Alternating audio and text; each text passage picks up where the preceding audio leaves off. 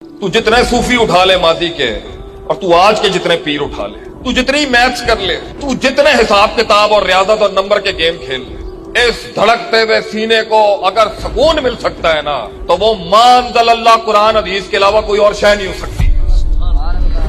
یہ جو آسمان سے اترا ہوا نبی اکرم صلی اللہ علیہ وسلم کے سینے کے اوپر خزانہ ہے نا، اس سے باہر نہیں گیم ہو سکتی کبھی۔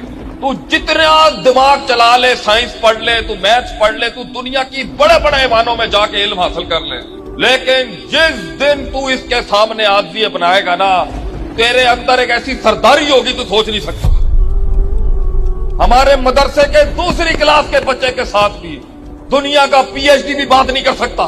غلطی ہماری یہ ہے کہ ہمیں اپنا مال بیچنا نہیں آیا صحیح طریقے سے، ورنہ لا تو اپنے بڑے بڑے دنیا کے سردار علم کے، ہمارا ایک استاد یہاں پہ الحمدللہ سورہ فاتحہ کھولے گا اور منہ بند ہو جائیں گے لوگوں کے، مگر اس علم کی قدر نہیں کی اس قوم نے۔ یہ مدارس کبھی بھی حرام مال قبول نہیں کر سکتے۔ اگر تو دولت دے رہے ہیں کو، اس اللہ نے تیری دولت کو قبول کروایا، اس مدرسے کے اندر حرام لگ ہی نہیں سکتا کبھی۔